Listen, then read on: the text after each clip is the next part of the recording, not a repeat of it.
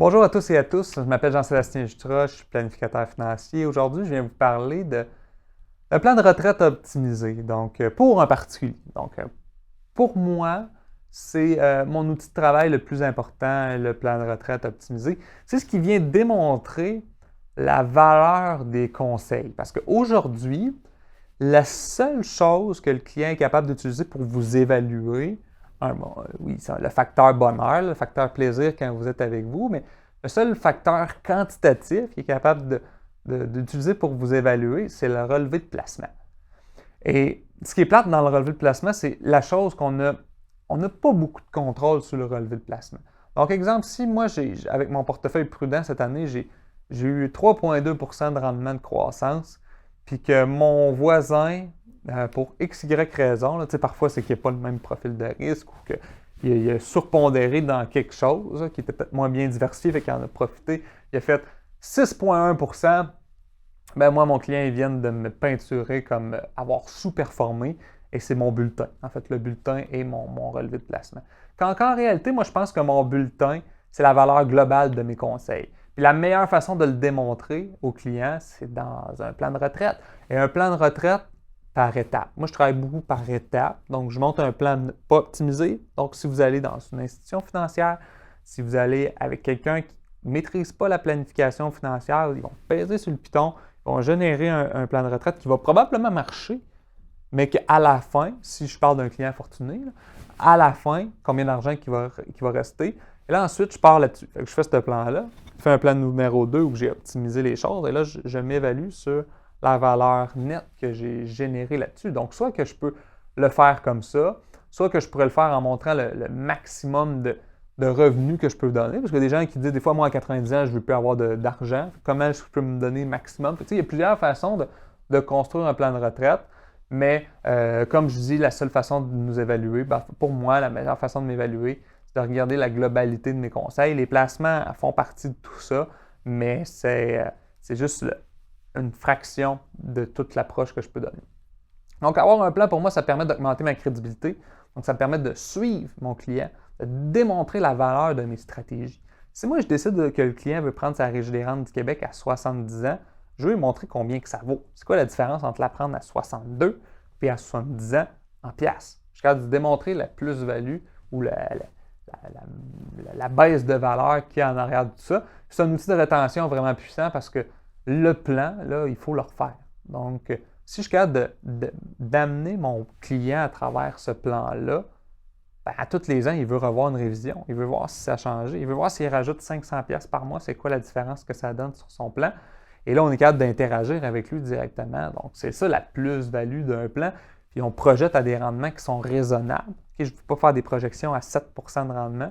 Moi, perso, je vais faire plus des projections aux alentours de 3,9 – 4 % qui, vous allez me dire, c'est peut-être bas, mais ce n'est pas le moment de prendre des décisions en fonction que j'ai fait 7 % de rendement. J'aime mieux prendre des décisions en fonction que j'en fais 4. Si j'en fais plus, au pire, ça changera mes décisions. Mais si j'en fais moins, je ne vais pas dire à mon client, ouais, finalement, à 82, il ne te reste plus d'argent, puis j'avais prévu qu'il n'en restait plus à 90 ans.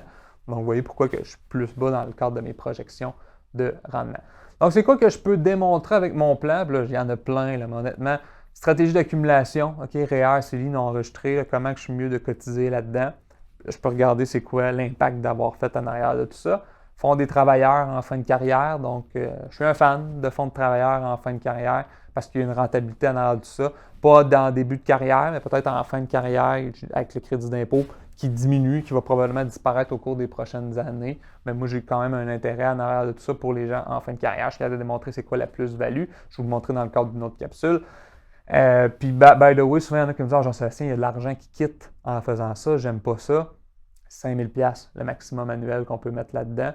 Parfois, mettre ça dans vos recommandations, ça va vous permettre d'aller chercher des actifs intéressants de l'autre côté. Fait qu'au final, on est gagnant. Puis quand on va aller à la retraite, moi, je vais aller rechercher quand même cet actif-là. Fait que j'ai rien perdu en réalité, j'ai tout gagné. Je peux démontrer l'optimisation fiscale des placements. Ça veut dire si je maximise les actions dans mon CELI non enregistré, mes revenus fixes plus dans mon REER, c'est quoi le renting que ça va me donner en valeur successorale, cette plus-value-là. Okay, c'est dur à suivre tout ça, mais je suis capable de le mettre dans le plan puis l'expliquer à mon client en arrière de tout ça, parce que je vais avoir des meilleurs rendements, moins de rendements dans le REER peut-être, mais c'est combien que ça vaut. Intéressant à regarder. Forcer des retraits faire à 65 ans pour obtenir un crédit pour pension. OK, vous savez, on le verra dans une autre capsule aussi, mais si à 65 ans, je suis encore à l'emploi, je peux me créer un retrait au niveau du FER de 2000 pour aller chercher un crédit d'impôt pour pension. C'est pas des grosses pièces, mais si vous me connaissez, je laisse rien sur la table, j'essaie d'aller chercher le plus possible pour mes clients.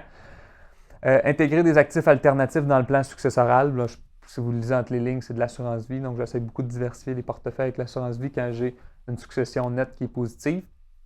L'impôt décès. Donc, le plan de retraite va me permettre de calculer c'est quoi vraiment l'impôt décès. Comment je peux faire pour minimiser tout ça. L'optimisation des décaissements, quoi sortir quand, c'est le plus gros. Là. C'est l'enjeu à ce jour là. Parfois, les gens vont dire non enregistré, REER, CELI. C'est pas vrai. C'est un peu tout en même temps qui fait en sorte que c'est ça qui est le plus optimal possible. Alors, ça dépend. Là. En fait, des fois, c'est vraiment non enregistré, REER, CELI. Mais parfois, il y a une plus-value à donner si on spread un peu tout ça. L'enjeu, c'est les taux moyens d'imposition. Okay? C'est juste de jouer avec ce niveau-là. Et le taux à la fin. S'il me reste beaucoup de REER à la fin et que je n'ai pas décaissé mes REER, je vais attendre plus tard.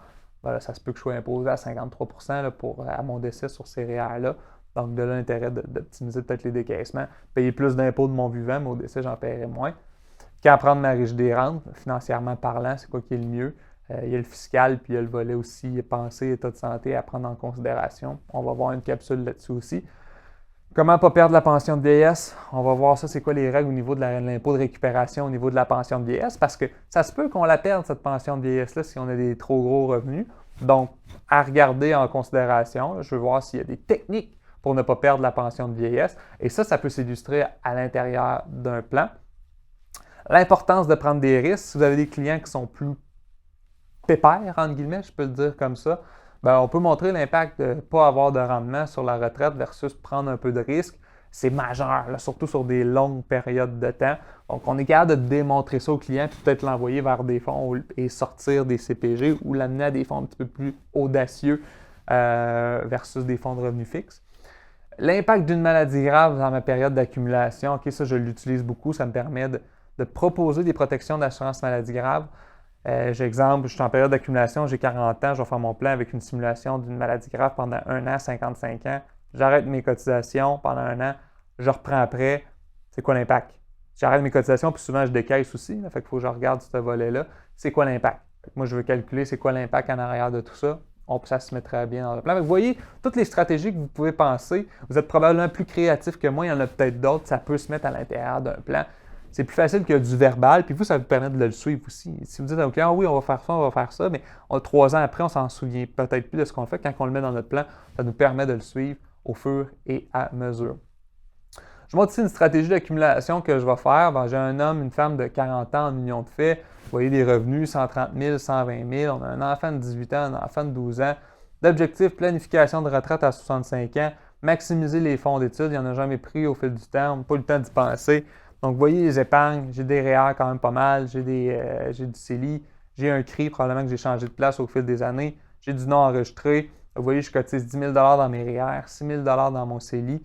Non enregistré, c'est variable, tout dépendant. Et madame, 300 000 de REER, 50 000 de CELI. Vous voyez les cotisations, 8 000 et 5 000. Donc, mon coût de vie pour mes clients, je veux calculer un peu ce volet-là là, pour faire ma planification de retraite.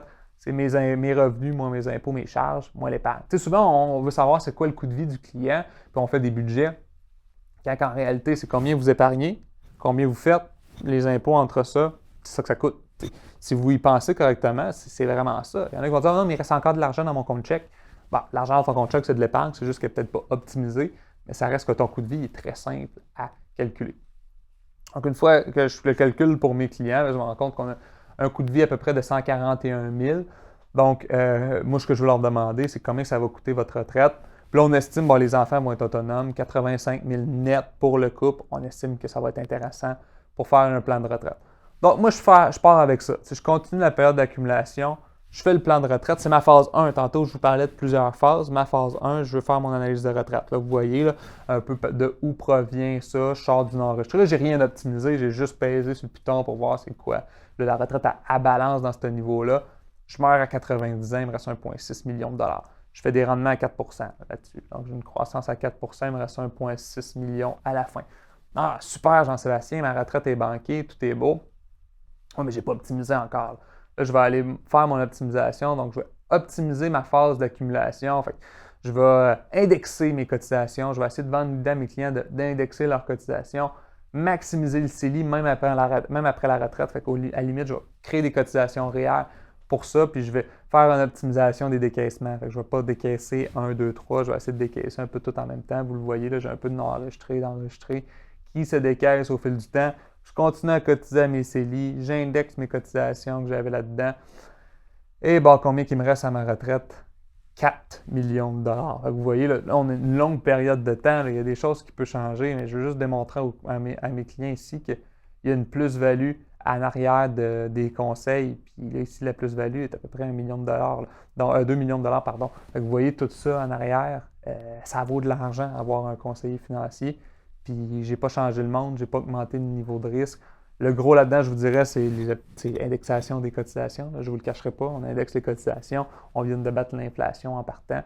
Vous vous assurez d'indexer vos revenus aussi au niveau de vos packs si vous faites ça. Fait que, 1 plus 1 égale 2, là, moi je trouve ça intéressant pour moi, pour les clients.